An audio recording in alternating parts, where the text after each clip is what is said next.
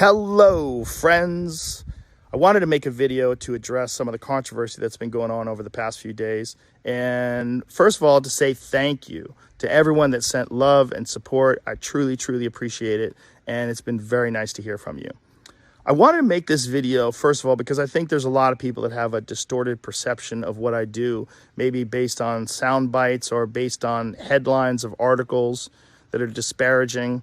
The podcast has been accused of spreading dangerous misinformation, specifically about two episodes, a little bit about some other ones, but specifically about two. One with Dr. Peter McCullough and one with Dr. Robert Malone. Dr. Peter McCullough is a cardiologist, and he is the most published physician in his field in history.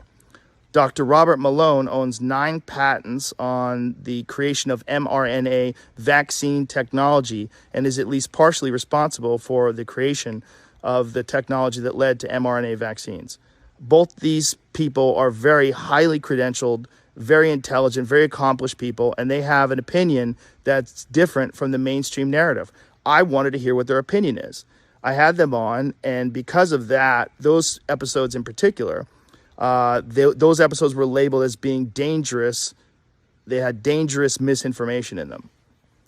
The problem I have with the term misinformation, especially today, is that many of the things that we thought of as misinformation just a short while ago are now accepted as fact. Like, for instance, 8 months ago, if you said, if you get vaccinated, you can still catch COVID and you can still spread COVID, you would be removed from social media. They would ban you from certain platforms. Now, that's accepted as fact. If you said, I don't think cloth masks work, you would be banned from social media. Now, that's openly and repeatedly stated on CNN. If you said, I think it's possible that COVID-19 came from a lab, you'd be banned from many social media platforms. Now, that's on the cover of Newsweek. All of those theories that at one point in time were banned were openly discussed by those two men that I had on my podcast that have been accused of dangerous misinformation. I do not know if they're right. I don't know, because I'm not a doctor, I'm not a scientist. I'm just a person who sits down and talks to people and has conversations with them. Do I get things wrong? Absolutely, I get things wrong, but I try to correct them. Whenever I get something wrong, I try to correct it because I'm interested in telling the truth. I'm interested in finding out what the truth is. And I'm interested in having interesting conversations with people that have differing opinions. I'm not interested in only talking to people that have one perspective. That's one of the reasons why I had Sanjay Gupta on, Dr. Sanjay Gupta, who I respect very much, and I really enjoyed our conversation together. He has a different opinion than those men do. I had Dr. Michael Osterholm on at the very beginning of the pandemic. He is on President Biden's COVID-19 advisory board. I had Dr. Peter Hotez on, who is a vaccine expert. I'm interested in finding out what is correct, and I'm also finding out how people come to these conclusions and what the facts are. Now, because of this controversy, and I'm sure there's a lot of other things going on behind the scenes with these controversies, but Neil Young has removed his music from the platform of Spotify, and Joni Mitchell and apparently some other people want to as well. I'm very sorry that they feel that way. I most certainly don't want that. I'm a Neil Young fan. I've always been a Neil Young fan. I'll tell you a story at the end of this about that. One of the things that Spotify wants to do that I agree with is that at the beginning of these controversial podcasts, like specifically ones about COVID, is to put a disclaimer and say that you should speak with your physician and that these people and the opinions that they express are contrary to the opinions of the consensus of experts, which I think is very important. Sure, have that on there. I'm very happy with that. Also, I think if there's anything that I've done that I could do better is have more experts with differing opinions right after I have the controversial ones. I would most certainly be open to doing that. And I would like to talk to some people that have differing opinions on those podcasts in the future. We'll see. I do all the scheduling myself, and I don't always get it right. These podcasts are very strange because they're just conversations. And oftentimes I have no idea what I'm going to talk about until I sit down and talk to people. And That's why some of my ideas are not that prepared or fleshed out, because I'm literally having them in real time. But I do my best, and they're just conversations. And I think that's also the appeal of the show. It's one of the things that makes it interesting. So I want to thank Spotify for being so supportive during this time. And I'm very sorry that this is happening to them and that they're taking so much heat from it. And so now the Neil Young story. When I first of all, I'm not mad at Neil Young. I'm a huge Neil Young fan. I've always been a Neil Young fan. When I was 19, I was a security guard at a place called Great Woods in Mansfield, Massachusetts. It's an outdoor concert amphitheater, and Neil Young was playing there. And that was the last day I worked there. I quit during the Neil Young concert.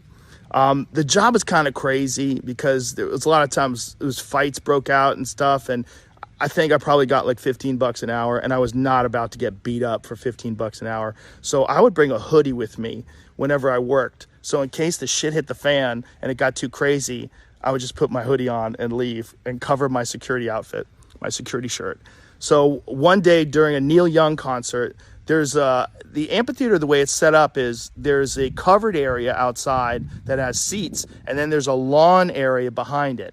And the lawn area during the Neil Young concert, they got a little rowdy. It was cold out, and they started bonfires. So they had these raging fires on the lawn, and we were supposed to go and put these fires out and stop them. So we tried for a little while, but then brawl started breaking out, and it started getting crazy. And I was like, fuck this. So I put my hoodie on, I zipped it up, and I left. And I drove home, and as I was driving home, I was singing, "Keep on rocking in a free world."